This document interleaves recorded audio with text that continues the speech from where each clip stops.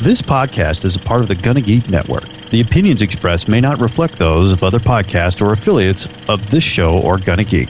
Check out other geeky podcasts at GonnaGeekNetwork.com. Get ready, because the geekiness commences in 3, 2, 1.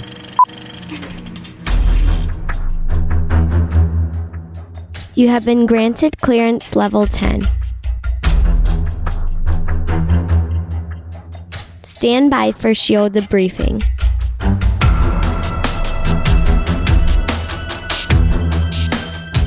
All information to be discussed here is classified and may only be discussed among agents of equal or higher security clearance.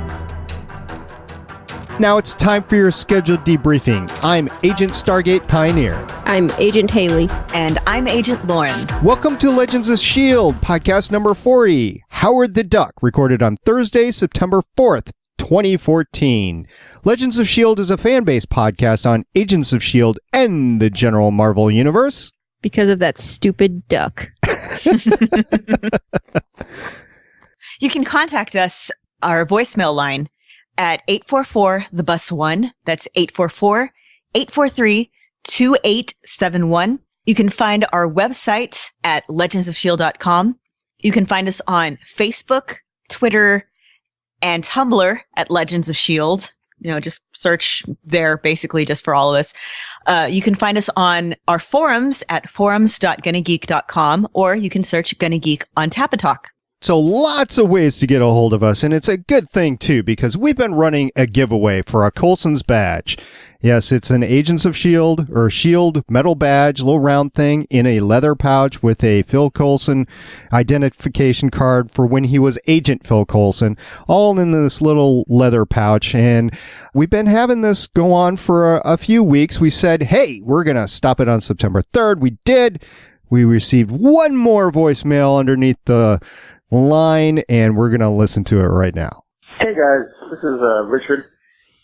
Just wanted to chime in on the SP being wrong. I remember in one podcast where he said the word irregardless, and both Haley and Lauren tried to correct him, and he pretty much shot him down saying, no, he's right.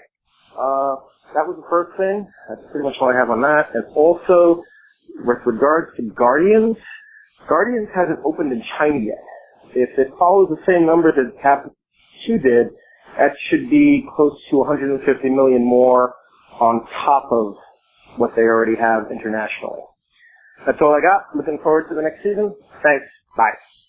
Thank you very much, Richard, for the voicemail. We really appreciate it. And before we get into the contest back again, we're going to talk a little bit about the Guardians of the Galaxy. We have the numbers for last week. It was number 1 in the box office again. Yes, last weekend, although it didn't make that much. But we have some numbers, don't we, Haley? Yeah. Right now, domestic is sitting at $283.6 million, which is, by the way, number 1 for 2014 for domestic box office. Woohoo! Woo! And worldwide right now, it's sitting at $556.7 million. And with a production budget of $170 million, they have made their money back.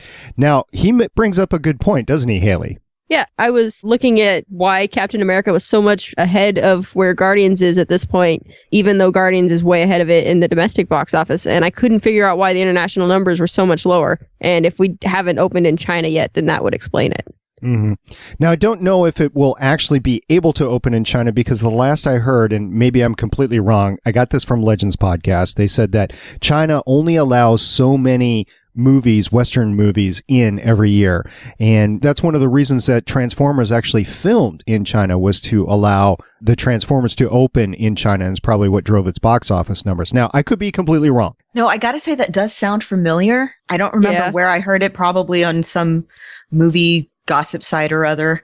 But no, it does sound very familiar. And it's, I think, one of the reasons why a lot of Hollywood movies are starting to film, at least partially in China, is to get that kind of incentive for that market there. Mm-hmm. It doesn't mean for sure that the movie will be allowed in. And I have no idea about that 5 number either. It could be arbitrary. It could be just their filter that they have just to make sure that only the movies that really want to have in come in, whatever. But I don't know if Guardians is slated to open in China or not. If it does, I have to say it's going to go over $1 billion. Richard says another 150, 170, something like that. I could see that, but definitely more than it is now. So I don't know if Guardians will retain. I don't know what's opening this weekend. You gals know what's opening this weekend?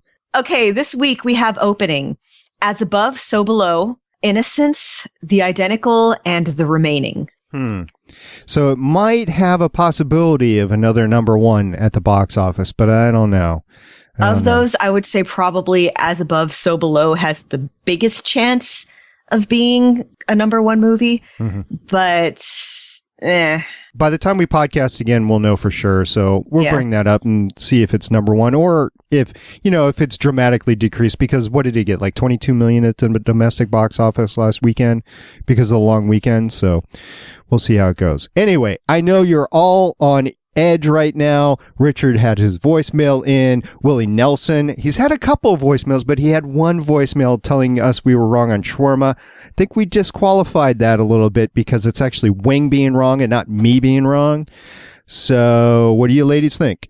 I like to think of the irregardless moment as your William Shatner sabotage moment. Now, wait a minute. I've never lit my house on fire trying to deep fry a turkey. So what exactly do you mean by sabotage moment? Sabotage. Sabotage. Okay, there you go. Okay, got it. So I don't say sabotage. I say sabotage. You say sabotage. Now, I can't poke William Shatner too much right now because he's actually a huge proponent of some of the Canadian sci-fi shows that I like Defiance or Continuum. And he keeps on saying, hey, redo this sci-fi. Come on. We want an announcement. Poke, poke, poke. So way to go, That doesn't change William. the fact that he's pronouncing it wrong. Yeah, okay, fair enough. And that you are objectively wrong about irregardless being Objectively wrong. You are objectively wrong about irregardless. Well, irregardless of that, Boo. I want to reach through the internet and smack you. I think Richard, therefore, will get this. And I want to point out that because we only had 2 voicemails and these folks stretched, I'm not always that wrong. I think most people just couldn't narrow it down in time. Yeah, I think so. We're probably going to have to maybe post a narrower. They had plenty of chances. No, I think they're still at home reviewing the tapes. Like, there's just so much. I can't decide. They had plenty of opportunities to get multiple different phone calls in. They didn't get one. Only these 2 gentlemen did. So thank you, you two, for participating. Thank you, Jay, also for not participating. And Richard, hit me up, DM me on Twitter or Facebook or whatever, and we will get you your Agent Coulson badge before the season 2 premiere. Okay. We actually had something else happen in the last couple of weeks that we weren't able to get to last week, but we're going to listen to it now. You girls ready? Yep. All right. All righty. And if you want more Agents of S.H.I.E.L.D. news, check Legends of S.H.I.E.L.D. on the Gonna Geek Network. And I just want to insert something because, let's face it, we had some interplay with Guardian of the Galaxy, and at this point, they went to my list of favorite Avengers movie or favorite Marvel movies. And it's well known at this point that I like developing character. I like introspection in character. And they have problems with me putting Incredible Hulk at number 3 and putting Avengers as second to last. And I just want to say a preference is not being wrong. The internet can be wrong. There's not enough French people on the internet to make it right. That's the problem. Well, I think the problem is, first of all, there's no such word as preference. And second of all, most upright bipeds think that Avengers is a much higher rating than that. American bipeds. Look at the Chinese. They like Transformer 4. Yeah, Chinese like Transformer 4s. They're not even in the... Man's got a point. I hate to agree with them. True. That is true. Yeah. So, thank you for kind of agreeing with me. Kinda. No, kinda. I wasn't. I was just deflecting. Damn it, I was. Yes, you were. You're part of the problem, babe. I know. Yes. And about that Sausage Fest comment. Yeah, by the way, Starpie, you're welcome for the crew. We found you. By the way. So, just saying. That might be a sting. That might hurt. That might hurt just. You might need some aloe vera for that burn, dude. That was kind of harsh. Yeah. Oh, burnery. What? Gentlemen, I'm cool as ice. Tell you what, I was the one who reached out and got Haley on this podcast, and Haley, not Wing, is the one who suggested we bring Lauren in. So Wing, stuff it. Along the lines of the Hulk being number 3 and Avengers being down low, I don't care how many Chinese people there are that do or do not see the Hulk or whatever. Avengers deserves to be one of the top 4 movies in the Marvel MCU right now. Matter of fact, probably if you consider the broader Marvel non-MCU, so we're talking about Sony and we're talking about Fox with X-Men and Spidey and all that stuff, it's probably still in the top 4. So you're definitely still smoking that crack pipe. It doesn't matter what country you're in, what galaxy you're in, Avengers is cool. Yeah, it's kind of a good movie. That's why it made, $1.5 billion. Well, I gotta say, everybody loves it. He's got a point about right now the box office not being such a big indicator because let's face it, Transformers 4, Mark Wahlberg rides a dinosaur, whatever happened, did make bank. But let's just talk cultural penetration. Ooh, getting kind of racy tonight. Well, considering the movie that we're about to discuss. Well, let's leave that out of it for now. Let's keep on going here because I've got box office numbers on that one. We'll get to that. But just in terms of people knowing all this stuff about Avengers and being able to quote lines and, the whole puny god thing and just everything from Avengers. And I can't quote anything from... whenever I think about Transformers, the thing that I think of is Ralph Garman from Hollywood Babylon doing an impression of Mark Wahlberg going, it's a Transformer! Which is, I think I just did a horribly offensive impression, but I was just trying to do an impression of Ralph Garman doing a really bad Boston accent, I swear. I should not be allowed to do impressions. I will not be seeing another Michael Bay Transformer movie in the theater or not. I will not be seeing another Michael Bay anything. Well, Pain and Gain was good. See, I thought like 2/3 of that movie was good, and then it kept being funny when things that really aren't funny, especially when they're based on a true story, happened. I can't say that I will never see another Michael Bay movie, and here's why. Because I really enjoyed Armageddon, and I was entertained by Pearl Harbor, so those are still Michael Bay movies. He does make some... he makes the explosive pretty, right? And I enjoyed The Last Ship on TV, so I can't say that I'm not going to see anything that he makes, but I will say I will not see another Michael Bay Transformers movie. I will not be part of the problem. But the point is, Avengers is a good movie. Yes. Avengers is a good movie, Wing. Stop smoking your crack pipe. All right. We did last episode talk about our top 5 Marvel characters. I disqualified myself because I really don't know enough about the universe. You two ladies had some marvelous lists. I was listening to it. I was listening to it as I was post-editing, and I was like, wow, on the spot, these two came through. That's great. And indeed, that was on the spot. That was not a planned segment, whatever you believe or not. So it was great. We did receive a couple of responses to that already on Twitter. Operator, thank you very much, sir. And Little Too Clinical, Jesse, thank you very much. We will be giving everybody another week. If you want to get to us in any shape, manner, means, whatever, contact us on whatever means you can and tell us who your top 5 Marvel characters are. We will go down the lists of everybody next week. So in the meantime, we have some news this week. And the first thing is very exciting. It's Agent Carter casting. Yay! Woot! This is coming straight from Marvel. Chad Michael Murray has been cast as Agent Jack Thompson. One Tree Hill.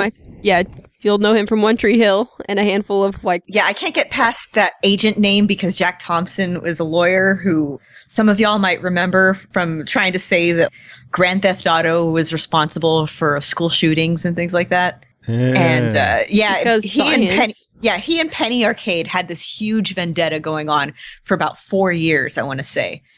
It was tremendously entertaining to watch and very frustrating to hear all this. And I think he ended up getting disbarred. Because I remember why he got disbarred. He sent pornography to a Florida judge. Well, heck, because that is a surefire way to argue your case. Heck, Bill Clinton got disbarred. So I mean, it's not that. Whatever, you could get rebarred, I suppose. Chad Michael Murray as Jack Thompson. Okay, and also Enver Gjokaj. Gjokaj, there you go. Yes. You'll probably know him from Dollhouse. He was also actually in the Avengers as random cop on the street. Yes, he is young cop. Yes. We'll be playing Agent Daniel Sousa. I can't wait to see more of him because I had the huge crush on him as Victor in Dollhouse. He might be the best character in that series. He was. He and the whole thing with Victor and Sierra was just a fantastic story. The whole episode where they uploaded Topher's personality into him. So you basically had two Tophers. It was amazing. Yeah, I might need to go rewatch Dollhouse when I finish my Farscape rewatch. Yes, I know. Oh, yay, Farscape. So for everybody that didn't watch Dollhouse, he was basically one of the dolls. He was a male doll in the dollhouse. And they uploaded different personalities based on whatever the need was or whatever the client was, whatever. And great series, go watch it. But he did indeed play a great character. Yeah, and give it half a season because that's about how long it takes. It took a while to find its feet. And yes, he was easily the best part of the show for me. And not just because he looks good. It's just like genuinely his character was very interesting, and watching him all these different characters was very interesting. Yes. So you liked him better than Tomo Pennicott? Tomo Pennicott's character was incredibly boring. Yes. Very pretty. Very pretty. I mean, oh my God. And that guy is actually huge in real life. He was at a con here in Houston. I guess it was like 2 years ago. They had Battlestar Galactica con, and like it was a mini con inside a con. And they had him, the guy that played Anders, and Bodhi Olmo's hot dog, and they were all coming down an elevator at the same time. I was going up the opposite, the escalator, and that guy is huge.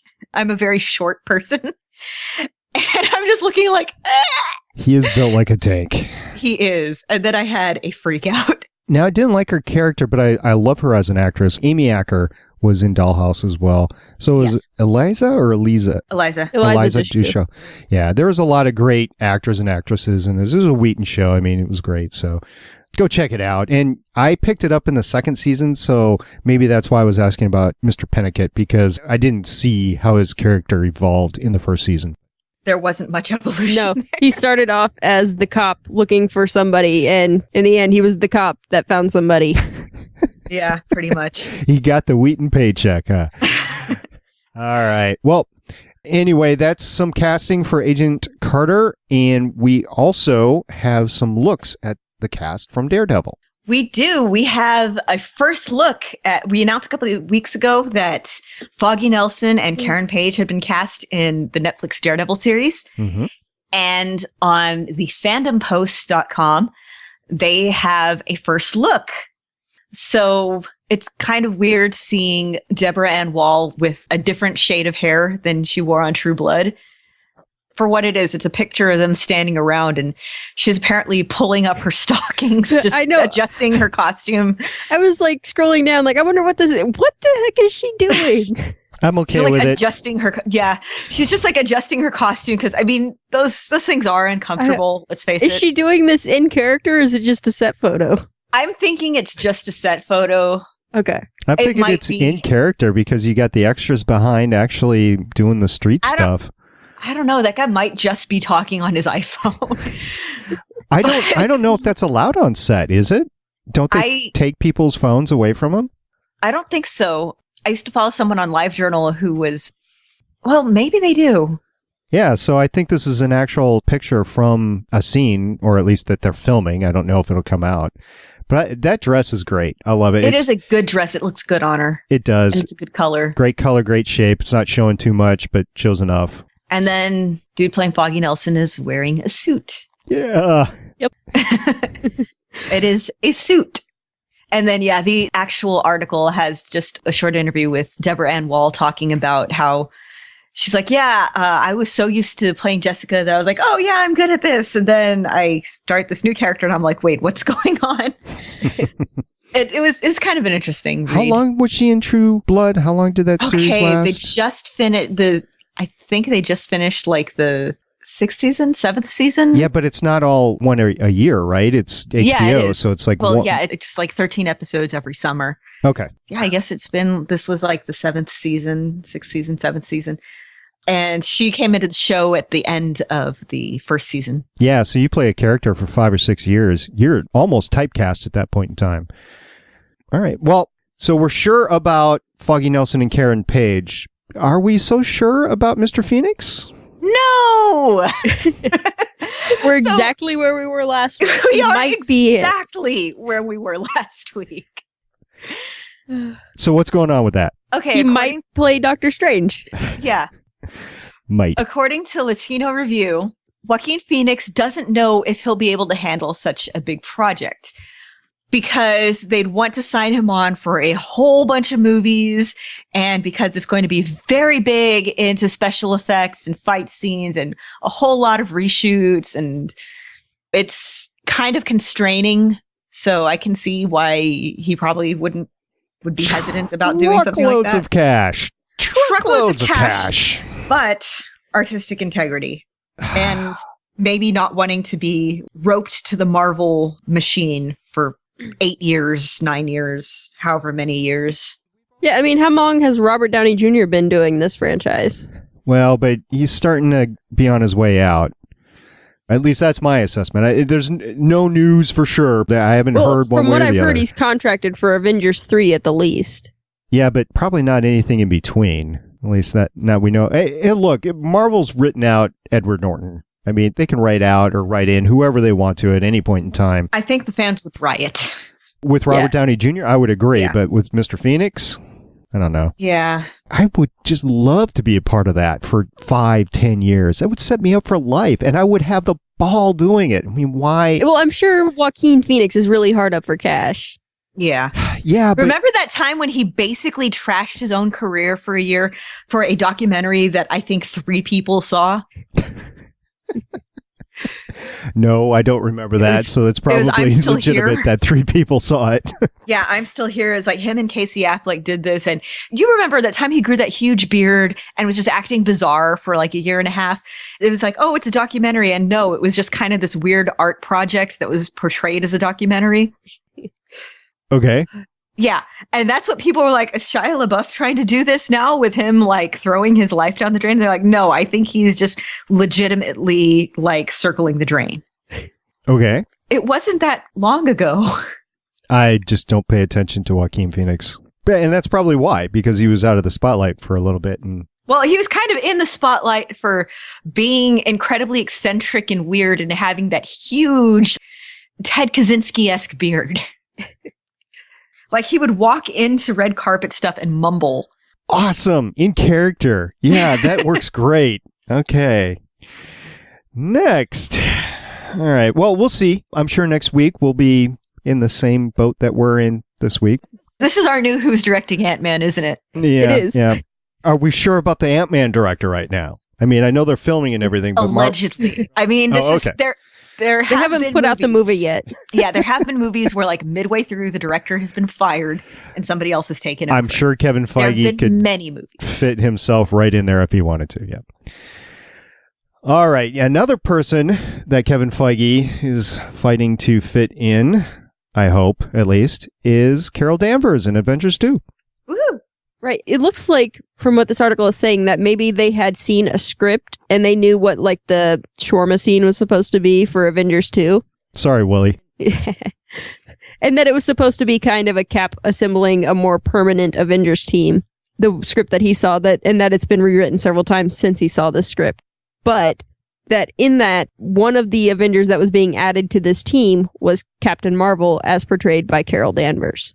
Awesome. I would love that. Awesome. But now they're saying that it looks like Marvel might be backing off of just dropping her in as a fully formed hero and saving part of that development for her own movie. If they make it soon, I wouldn't mind that. I just want Captain Marvel on screen. I want Carol on screen. I want it now. Yeah, like what I would love is for you to see Carol Danvers in the Avengers movie and then see her becoming Captain Marvel later. Yeah, I would agree. That would definitely be awesome, and I would just like it no matter what. You know, this reminds me a little bit of how they're running over in DC, how they're running the Batman versus Superman, where they're putting different people in there so they can run their own movies or Justice League later or whatever. So we might see that style of play here in Avengers 2. Different styles of movies, as we discussed in the past, but this sort of let's keep the ball rolling with superhero characters that haven't been introduced yet. I'm looking forward to it. I'm looking forward to Wonder Woman. I'm looking forward, which is DC again. Yes, I know. I got it. I'm looking forward to Captain Marvel. I'm looking forward to possibly a Black Widow movie. I want one. Yes. So does Robert Downey Jr. Good for him. I would like to see it as well.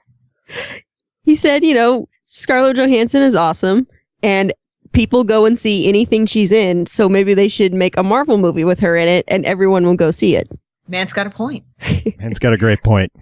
He also talks about how Zoe Saldana is awesome in Guardians and Gwyneth Paltrow is awesome in the Iron Man movies, and that Marvel needs to quit being such chickens about putting women in movies.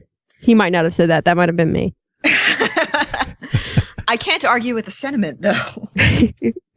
No, I completely agree. And that's awesome. I want a female-led superhero movie. I'm just excited for it. It's like the Pandora's box that needs to be open. And not in a bad way either.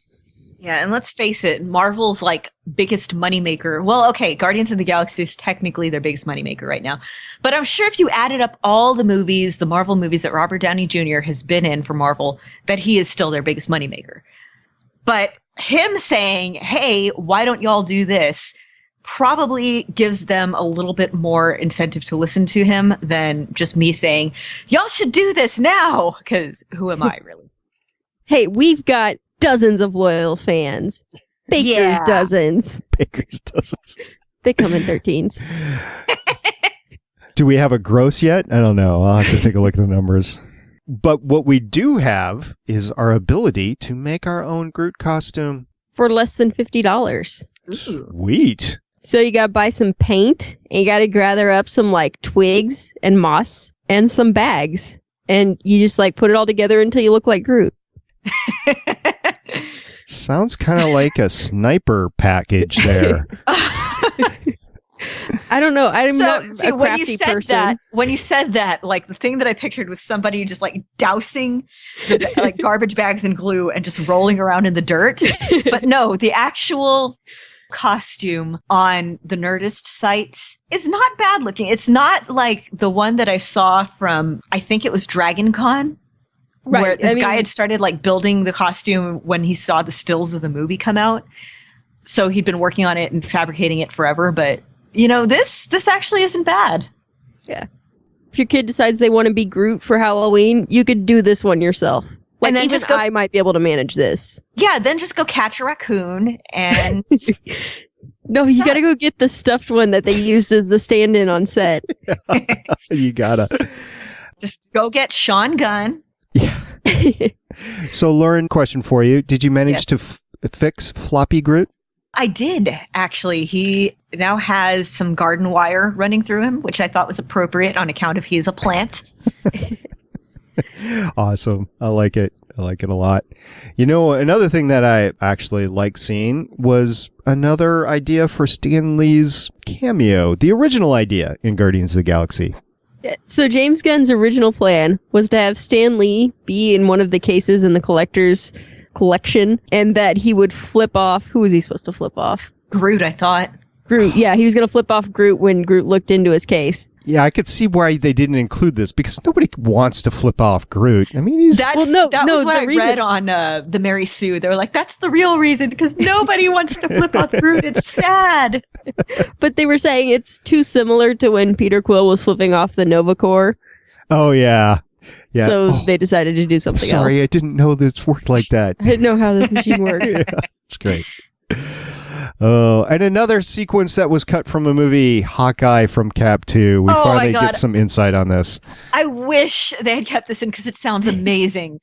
So he was supposed to, they wrote this in the script. So you'll learn on the audio commentary what was going to happen, but then they got the commentary and they wrote it down here on screenrant.com. What it was going to be was Hawkeye gets a call from S.H.I.E.L.D. saying that Cap's a fugitive, and there would be a great sequence where Hawkeye was chasing Cap through DC, and Hawkeye's shooting a series of arrows and closing in on Cap, and Cap's closing in on him, and then Cap takes him down, and he realizes that Hawkeye's trying to trick S.H.I.E.L.D. because Hawkeye whispers something into Cap's ear that Cap has a tracker on his suit, and punch Hawkeye to make it look real because there's a Quinjet hovering above them where they're watching the feedback. And that could have been really cool. And I know that it's been done before, like every spy movie, every just thing ever, but I want to see it. That would have led to some more legitimacy to Hawkeye's character, too. Yeah, and then it would, answer the question was, where was Hawkeye in this whole thing? Yeah, right. The answer is that Jeremy Renner was kind of busy. The answer was that Jeremy Renner was kind of busy. Ugly. I'm sorry. I'm just going to keep saying that from the SDCC 2014. We need to get Jeremy Renner to say more phrases. Well, it's kind of funny that he was saying it about Thor, one of your beloved... Because Thor is very pretty. Yeah, one of your beloved Chris. Well, I mean, he's saying he would be an ugly woman, which I would agree with that. But... Well, yeah, I don't know. Beard. Well, you never know it until you try. I mean, look at Conchita Wurst. I mean, it looks fabulous in a dress. Very nicely trimmed beard. I can't pull off a dress that well. That's all I'm saying.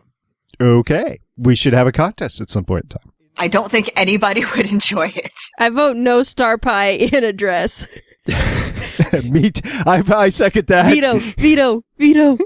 I don't know. How nice are your legs?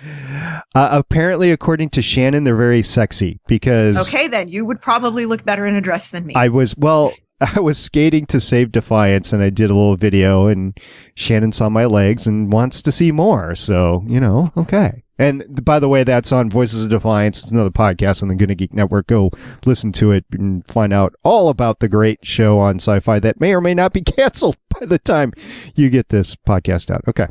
So in the meantime, another great fan act with good-looking legs is a fan-made Loki movie. Yeah.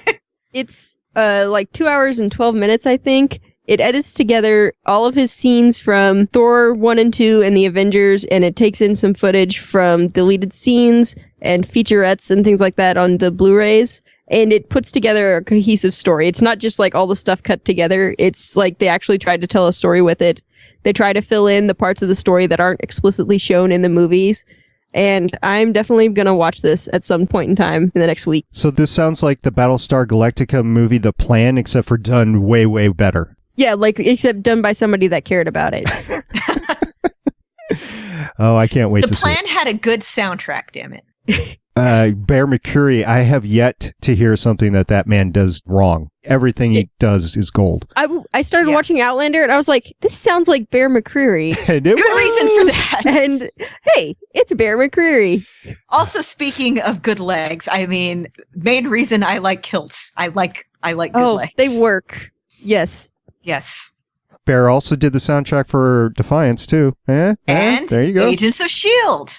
Oh, I forgot about that. I can't believe I did that. We're on a podcast about it. Bear, you're great. Starpie doesn't even watch the show. He doesn't know. It's been off the air so long. I don't know. We haven't rewatched any of the episodes. You know what? I'm going to have to sit down one of these weekends and just, with No Dose and Jolt or something. I think they've been re-airing them on like Saturday or Sunday nights. Yeah? Well, pretty soon there's a little DVD coming out. It's going to have all the episodes on it. Oh, how do you know this? I work in the electronics department of a very large chain of stores. And we have them in our security room right now. And I want one so bad. And I can't have it yet. And it's not fair. You're precious. Yeah, they're in the same box as the Captain America 2 DVDs. Oh. And I want one so bad. And I can't have it yet. Are they actually literally locked in like a box in a cage? No, they're in a cardboard box. Have y'all seen this YouTube video? It's a few years old. It's like this dog that it's this dog that really wants a cupcake, and training the dog, so the dog's just sitting there with this hopeless look on its face as it stares at the cupcake. No, I can't see that I saw that. Okay, well, when we're done with this, go and YouTube cupcake dog. And that is what I picture Haley looking like at work except a cupcake. It's DVDs. Although I did see a story today about this dog that ate 43 and a half socks. Wow. Yeah. It was I do not want to picture that dog's poop. Yeah. Apparently, everything's okay. It probably wasn't pooping. That's probably why they took it to the vet. Well, yeah, the dog wasn't feeling well. They took it to the vet, and the vet took an x-ray and went, oh my, and then did emergency surgery, got into the stomach, and took out 43 and a half socks. So it's not gnomes that are stealing all my socks. It's a dog. I guess. This is a very big dog. I think you'd notice it walking around. Another great video that I ran into on YouTube this week was Marvel's Agents of S.H.I.E.L.D. Season 2 promo. Yes. It's so close. So close. And Clark, he's just ingrained in my Clark Gregg. He's just ingrained in my brain. I start hearing his voice narrated over. I'm like, oh, it's Director Coulson. It's Director Coulson. It's Director Coulson. It's great. It's only 30 seconds, but it's tiding me over for now. Did you two like it? Yes. I want the whole show already. He wants it. Give me it. Give me it. Yes. We'll get it soon enough. And then we'll get Agent Carter. And then we'll get more Agents of S.H.I.E.L.D. And then we'll get Daredevils. Nope. And then, yeah. Daredevil. I hope that Netflix releases Daredevil like right around the same time that S.H.I.E.L.D. is ending. That way I will have something to tide me over during the for summer. like 2 days. So I haven't looked at this far off schedule. Are we going to see the end of Agents of S.H.I.E.L.D. and then Avengers 2? Is that how this is going to work? Or are they going to overlap a little bit? I don't know. I think so. If there's no breaks, then they should be wrapped up before Avengers comes out. Yeah. Okay. Yeah, and they said they're not going to. They're not going to play the week off game. Yeah, but I kind of wonder if they're going to take a week or two off around the Christmas and New Year's holidays for Agent Carter. You know, we were talking about that a couple weeks ago. I can't remember exactly when, that I didn't know of any TV show that actually played a new episode or something like that over the holidays. Haley, why didn't you stop me on that? Because Doctor Who, of course. Yeah, there's a little show called Doctor Who. They usually put out an episode around then. So I finished watching the Donna episodes this weekend. Oh, Dr. Donna. Oh, I'm so sorry. I'm so sorry. I am, because that's a rough way to end. If any, I'm kind of infuriated right now. It's been like a week and I'm infuriated. It's like, no, you're supposed to turn off the episode like 10 minutes before the end. And it's just and they adventure. Did you tell me and I forgot that? You didn't tell me that's where you were. I would have told you. And they adventured happily ever after. The end. There you go. Doctor Who, Dr. Donna by Haley. And I agree, by the way. And our point here is that it is doable for a show to show a new episode, but it's going to be an event. And I don't know necessarily if Agent Carter will be considered a holiday event. Maybe they will. Maybe they'll do, a holiday special. I'm sure that they might, but I don't know if it'll be like on Christmas Day, because they're going to beat up some Hydra agents and then all get together and drink eggnog. Are they going to nail Hydra and then nail some decorations up? Okay. Yes. Okay, I like it. They'll make a wreath. All right, everybody, that's it for the news this week. So thank you very much. If you guys have any tips or anything, get it to us. We're mainly talking Marvel news here. That's what we do. So we'll be glad to include your story. In the meantime, we're going to go on to one of my all right, that's the end of the podcast. Ideas ever. See you guys next week. I can't believe I was like, this is a great idea. No, it was a great idea. You did this to me. Before I start, our friend Beef on the Legends podcast, he was actually on the start of Legends of S.H.I.E.L.D. for the first 13 episodes here. He loves Howard the Duck, right? He does. And I asked him for a comment. He's been spending too much time around that Frenchman. I know. So I said, we're podcasting Howard the Duck. Care to make a statement? And he says, great flick. Enjoy. Loved it. And then he says, hope to rewatch it again soon. I'll send you my copy, buddy, if you don't have one. Because I don't want it anymore. All right. Before we start talking, I should say I love objectively terrible movies. Like, my husband's first ever, I think, Valentine's Day gift to me was one of my favorite movies. It's called Jesus Christ Vampire Hunter. And I think his first Christmas present to me, it was one of our first, the first year we were dating, was a Peter Jackson movie called Meet the Feebles. Okay, I think I've heard of that one. Look it up.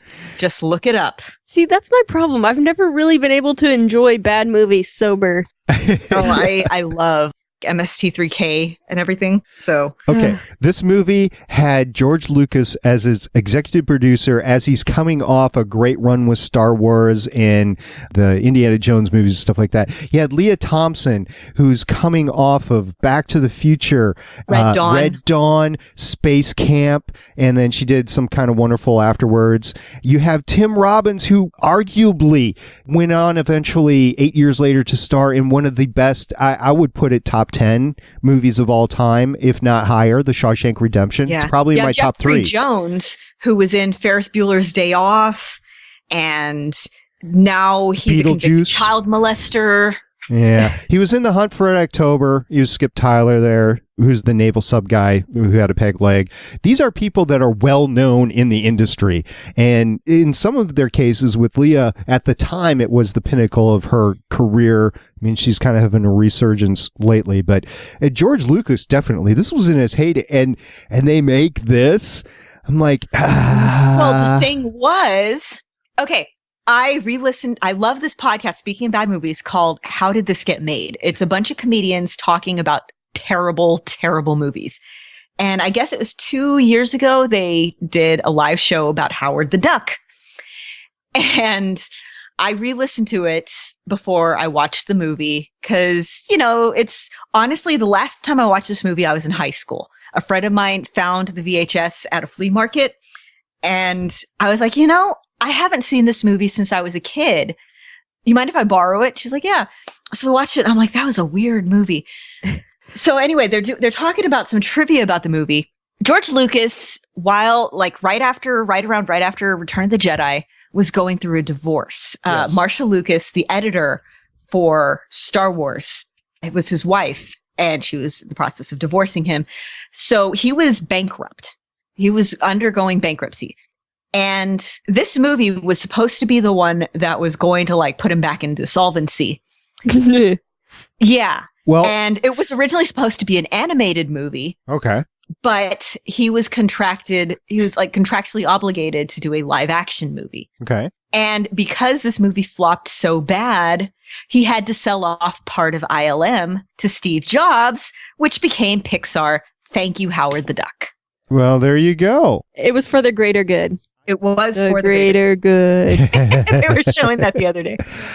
I did go to Wikipedia, and I believe it states that, and it's the only place I got this information, it's probably on other movie websites, whatever. It states that it took $37 million to make Howard the Duck, and it made $37.9 million. I mean, you have to factor in the whole advertising and marketing budget, which apparently they did a lot of, because I took a look at the special edition DVD, and there's, I have no idea what they thought they were getting into at the time. They probably had just finished principal photography, had not seen the final product. But there was a lot of extras put into this. It was going to be a lot bigger than they thought it was, and it just tanked so hard in comparison. Now, we say this, but there is a strong cult following for Howard the Duck, and specifically this movie, too. So take that as you will. And Leah Thompson, there are some good things about this movie. Leah Thompson, that is actually her singing. I thought you were going to say in her underwear. I was going to get there, but since you bring that up. Yeah. Okay. So basically this movie. Oh, okay. For once, Haley is not the person bringing up a drinking game. Scott and I thought up a drinking game. Oh, okay. I'm excited. There's here. 3 ways. There's 3 ways you could play this drinking game. Anytime there's a duck pun, anytime there is a horrifically inappropriate sex joke, or anytime there's a Leah Thompson panty shot. You could get wasted really quickly Right? watching That's this why movie. That's why you choose one of the 3. You bring up the duck puns. I thought there weren't enough duck puns, and there were too many bad duck jokes. All the bad, hunting jokes and stuff should have been replaced with duck puns, I think. Yeah, specifically with the ultralight flight. Okay, and again, here I said on Twitter yesterday, I just found out some Marvel Cinematic Universe trivia. Okay, so after the movie, we're letting the credits play because, that song's really catchy. And I'm watching the credits as I usually do just to see some, are there any names that I recognize from like the Star Wars movies? Mm-hmm. And for the record, one of the puppeteers for Howard the Duck, Tim Rose, is Admiral Akbar. Oh, anyway, sweet. So the whole movie, it's a trap. Yes. Well, at least it's in some of the close-ups. Anyway, then I see a very familiar name, and I think, no way. And I check IMDb. Yes way. The ultralight sequences were directed by Joe Johnston. Yeah, that's right. Yes, Captain America's director, who was basically George Lucas's protege. Also the guy who designed Boba Fett, created Boba Fett, directed part of Howard the Duck. That whole ultralight scene with Tim Robbins in the back, I'm a big Top Gun fan, and I had forgotten until I read IMDb that Tim Robbins was Merlin in Top Gun, which is one of the backseaters. Right. So all the time during the ultralight scene, I'm going, that's Merlin, man, that's Merlin. See, the whole time we're watching the ultralight scene, my husband, who's an aerospace engineer, was going, do you know that those things are the most unsafe things ever, and most people die in those? And I think that was the point of the whole sequence. And the fact that they were flying 15 feet off the ground the whole way. Oh, yeah, no, that's horrifically unsafe. I mean, you didn't have to do the loop-de-loop over the bridge. You could have flown over the bridge to begin with. Just pull back on the stick a little bit. No problem. Well, I mean, they were, I guess, running out of power or whatever. But you didn't have to be flying right next to the road and be shot at by police shotguns the whole time. Anyway, this movie, the special effects, it was very Back to the Future. Yes. Back to futuristic. Okay. Scott pointed out. And if you just let the menu run for a while, didn't the soundtrack sound very Back to the Future? I thought so, yeah. A little bit. But then when the stop animation of the Dark Overlord happened, it was like, this is no. It was a little bit Ghostbusters there. It reminded me of some of the ghosts. Yeah, but if you take a look at the creature in Jabba's pit? Yeah. The Rancor. Rancor. That was done at the time. I mean, it's been redone, digitally remastered, but that was done. Well, not really. They've smoothed out some of the scenes where, you could see where it's been imposed onto the scene. Right, but even back then, it was better than what we see here. Well, I think Star Wars also had a better budget. Well, Return of the Jedi also probably had a better budget. Maybe it was the same people doing it, though. So. Not all of the same people, though. All right. Haley, what was... Okay, I'm wading into dangerous territory here. What was one of your favorite parts of the movie? You had to have something that made you laugh out loud legitimately or something. Let's see. I'm looking through my notes, looking for something positive. I have. While Haley's looking also. Okay. I will say this. He's in the warehouse and he gets in that little cart thing and it won't go unless the seatbelt's buckled. Yeah. That would be the first safety feature disabled in any place. It's true. It would. Oh, that was funny. And the fact that it's like a 6-wheeled vehicle, but only the last 2 wheels were spinning when he was being pushed back by the monster breath of the Dark Overlord. I've got a whole segment of my notes if we want to argue about the science of this movie. No. Oh, no. The science is terrible. The science is absolutely just god-awful. Ducks don't have boobs. Negative. It is negative science. Okay, no, there's this whole part in How Did This Get Made where they are arguing over the duck boobs. Oh, at the very beginning? Also, with regards boobs to are a mammal thing. Yeah, boobs are, by definition, a mammal thing. I mean, even monotremes, you could argue, hey, maybe the ducks have evolved into monotremes. No, monotremes leak milk out of their entire skin. Ew. It's really weird. That is how, They, sweat milk? Yes. Well, actually, see, mammary glands are actually just modified sweat glands. Okay. So, hi, biologist. For the record, I like actual boobs better. Just for the record. Most people do. I mean, I get there are some people who are really into armpits and stuff, but anyway. Also, the little duck condom. Yeah, he's just got an open condom in his wallet. My son Sandrock is like, I wonder what the birth rate is on their planet. Other than just being just gross and open. Have you ever seen a duck penis? Yeah. I've never looked it up, but I know what they're supposed to be shaped like. Yeah, and they that are is not corkscrewed and they are very long. And yeah, duck sex is just one of the most horrific, violent, just disturbing things. So you're saying Leia Thompson likes it rough? Actually, see, she is didn't know what so she was into in these for. ducks. Okay, she's spending this entire movie trying to have sex with a duck. I know. Like, him flirting with her could have been funny. Like, oh, it's just a creepy duck. But her flirting back was disturbing. It was just like really creepy. And then, like, when she got the backpack out, I'm like, oh my God, she's a duck fetishist. Just wow, okay. Yeah, there you go. That's what happened. And then she's like, oh, you're so cuddly. And it's just like, oh no. Well, and she obviously knows what a duck looks like. How did he know what humans look like? Yeah, just so do they have monkeys on Duck World? Because I mean, obviously they would have to because he keeps calling them hairless apes. Well, okay. People are apes, men are monkeys. Yeah, okay, we get it. Well, Doctor Who reference. You don't again. get that yet. No, I don't. But that is biologically inaccurate. But I know. It's a joke from Doctor Who. Okay. Series 8. So you'll get there eventually. Okay, I will get there eventually, but just I'm probably going to be angry then too. But just, yeah, anything with science in this movie is about 10 kinds of wrong. And, okay, Jeffrey Jones's character would be dead in like half an hour, even after he gets the evil overlord out of him, because he went in and just like hung out inside of a nuclear reactor for a while. Yeah, to get power. Yeah. But that doesn't just negate the, radiation. Oh, the Dark Overlord power protected him. No, his DNA is rotten now. It's just been like... Well, it's Jeff. Of course his DNA is rotten. It doesn't work that way. Yeah, it does not work that way. Nothing works that way. Also, what are the odds of hitting the same planet again when it was a total accident that you hit it on the first place with that Why laser? did it only suck his couch through? There was like a billion other ducks in the way. I don't. It even pulled him through another person's apartment. Like, how did they not get pulled him sucked through up? several people's apartment, including that naked duck. I know, with the duck boobs, which aren't a thing. Yeah, which are not. I know you can argue that duck breasts are a thing because they serve them in restaurants, but duck boobs are not a thing.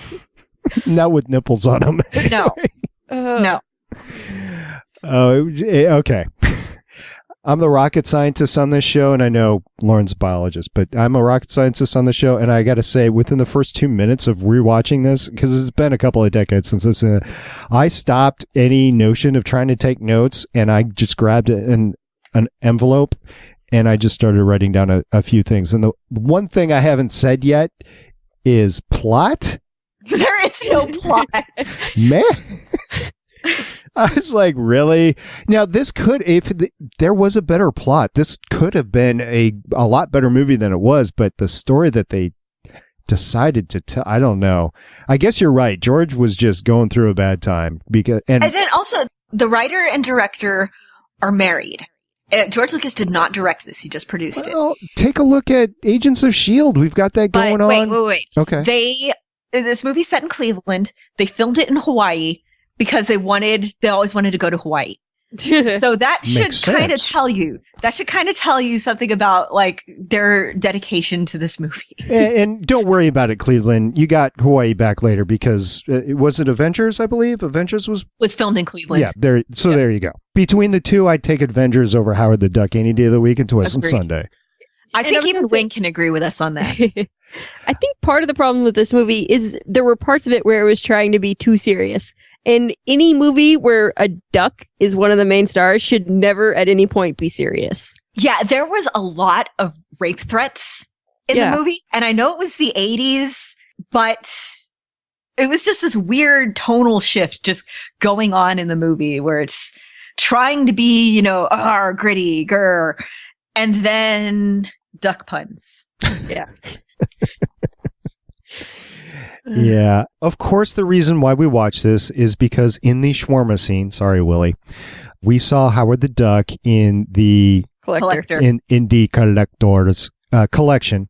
So we had an off week where we didn't have anything scheduled yet, and I thought, hey, let's watch the actual Howard the Duck movie. I'm glad we did. I have no idea if it's anywhere near the actual origin story of Howard in the comics, but... Well, the extent of my experience with Howard the Duck is him and Machine Man teaming up in Marvel Zombies, I think 5. It was either 4 or 5. And that was a really fun team up to read, by the way. It's just these two guys who pretty much hate people, just going slaughtering zombies in an alternate universe. It's fun. And every now and then he'll have kind of a throwaway appearance in, like, I know he showed up in Secret Invasion. Like, is he a Skrull duck? What? I don't know. But no, they'll just have him show up every now and then. But I did a little bit of reading on his actual, like, origin. Beverly is a character from his comic, but it's pretty much just her name that's in common. Okay. He was kidnapped by like a sorcerer and dumped in the Everglades in Florida, and originally showed up in like a Man-Thing comic. And for a while there, it's a combination of what we saw in Guardians of the Galaxy and what was that Disney movie with the egg-shaped spaceship? Flight of the Navigator! So it's a cross between Flight of the Navigator and Guardians of the Galaxy. Little, not really. I mean... Okay, that's just where my mind went. Sorry. Okay, yeah, he ends up, going around having adventures. I think the comic does actually take place in Cleveland. Oh, I just looked it up online, by the way. Flight of the Navigator, 1986, the same year as this. So guess which movie won? Okay. And apparently it was intended to be, like, the comic was intended to be a satire, like just kind of this absurdist poke in the eye of, oh, there's all this serious stuff happening, but it's really funny when it's happening to a duck. And there's been some pretty big names working on it. Bill Mantlo, the guy that created Rocket Raccoon, worked on it for a while. Gene Coulson, who died a couple years ago, worked on the art for it for a while. And it stopped being an ongoing years ago. But yeah, he's shown up every now and then again. For a while, he was with the Defenders. Weren't there like 2 or 3 volumes of his own series too? I think so, yeah. I think if you go, you could probably go look up like the Marvel collected editions, and I think you could probably find one of Howard the Duck. I do know this for sure. If you didn't get enough Howard the Duck from this. Well, I will say, also something else. In his original appearance, he looked very much like Donald Duck from Disney, and Marvel was sued by Disney because of this similarity. So they made Howard wear pants to be distinctive. And thus explains the larger condom. Yes. In any event, I am glad that we saw Howard the Duck as a cameo in the Guardians of the Galaxy, and that Marvel has come forward and said, we're not going to get any more of this. So I could actually see this being done correctly, particularly in the Guardians sort of motif instead of what we saw here. Thank you to all the actors and actresses and everybody, George, that actually put this out there. At the time of Revolution, we didn't have many comic book movies back then. So, okay. This was an okay start. I'm looking for the positives here. Yeah, let's face it. We didn't have really, we had like that Fantastic Four movie that was never released. We got this. We got the Dolph Lundgren Punisher, and we had the David Hasselhoff Captain America. Yeah. And when did the Superman movies come out? Those came out in the 70s, yeah, but I'm talking Marvel. Right. Okay. I think Superman was 78. I could be mistaken on that. It sounds about right, but when was Batman? Batman wasn't until the Michael Keaton Batman. Yeah, that wasn't. That was like 89. Like 80, okay. No, 89. Because Batman Returns was like 91. Okay. So I mean, this was in a Darth spot in between Superman and when Batman started up, which are the formative comic book movies of my youth, anyway. So, in any event, I'm glad we had a chance to watch it. Beef, I'm sorry, buddy. I will not be watching this again. Sorry. I will.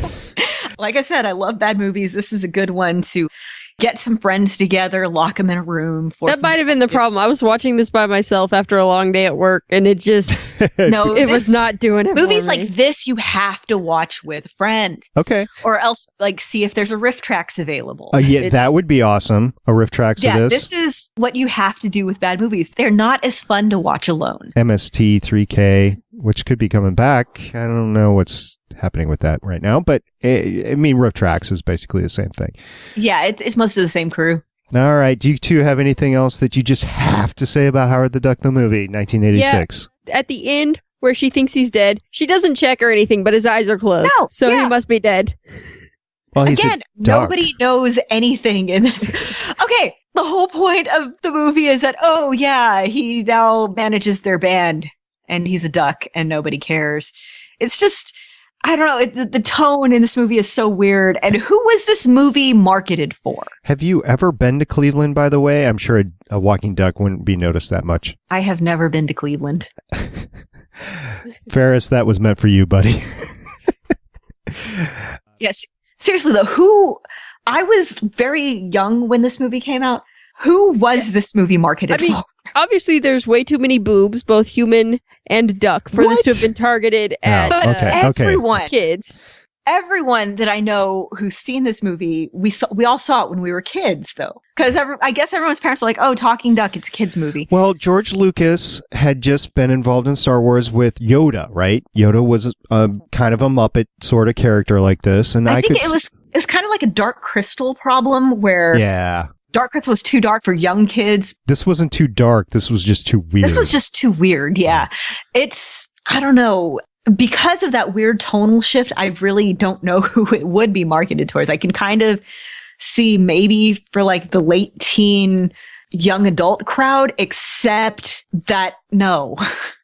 Well, if anybody knows the answer to who the original marketed audience for this movie was, please go ahead and contact us on any of our contact information. One last shot, ladies. Anything else you just have to say about this movie? If y'all have anything to say about this movie, contact us. Let us know how old you were when you first saw it. Just anything like that. Okay. And don't forget, also contact us with your top 5 Marvel characters. Separately, we have sewn up the giveaway for the Coulson's badge. We will be starting another giveaway just for an Agents of S.H.I.E.L.D. shirt next week. So we'll be thinking of constructive ways for you guys to get involved in that. And Richard, get a hold of me and I will get this in the mail as soon as I can. And next week, we'll be delving into some of the information that our friend of the cast, Kier from Gallifrey Public Radio, again, one of Haley's co-hosts over there, he actually went to Dragon Con and he got a couple of audio panels for us. And we'll be going over the science of Avengers and S.H.I.E.L.D. next week, in addition to whatever interesting things we find in the Captain America 2 Blu-ray, which releases on Tuesday. We're going to watch the movie, of course, but since we've already podcasted on that, what we're going to focus on is the specials, I'm hoping the commentary or commentaries. Yes. I haven't actually taken a look. I have looked and I was told that Target, for those of you that haven't decided where you're going to get it yet or don't have a place where you should get it from, Target apparently has some additional extras on their copies. So I hate when they do that. I know, me too. I did the Avengers that way, and I actually bought 2 copies of the Avengers because at the time Chuck from Galactic Water Cooler was saying that you could get a Target copy with all the extras on it. And one of the extras happened to be that Marvel Assembling a Universe, which I didn't realize that I had until after we podcasted on it in the middle of last season. So it's stuff like that could be included. I have no idea. I haven't looked into it. I've just heard that Target is the place where you can get the most extras. Maybe not all of them, but the most. So that's probably where I'm going to be going instead of ordering it from Amazon like I normally would. So anyway, we're going to be talking about that and the extras and stuff. So if you have anything to comment on that, go ahead and give us a voicemail or contact us on any of our great contact information. We have the website, legendsofshield.com, that brings you directly to the gonnageek.com website. And our fan page there. Don't forget, we have forums on the gonnageek.com website. You can locate them either at the website proper or through your Tapatalk app. We also have a voicemail, 1-844-THE-BUS-1. That's 844-843-2871. We have Facebook and Twitter, Legends of S.H.I.E.L.D. both. Lauren runs our Tumblr page at legendsofshield.tumblr.com. Thank you very much for you guys for listening. Thank you for all your great feedback that you've given us, except for Wing. You suck. And thank you very much. You guys got any other things to say? I don't think so. I was trying to think of a bad duck pun, but I think the movie made them all already. I will say, they called it Cro-Magnon duck. I felt like that was a missed opportunity. It should have been Duck Magnon or Cro-Mallard. Ooh. Way better. Way better. See, like I said, it needed more duck puns. That was the problem with the movie.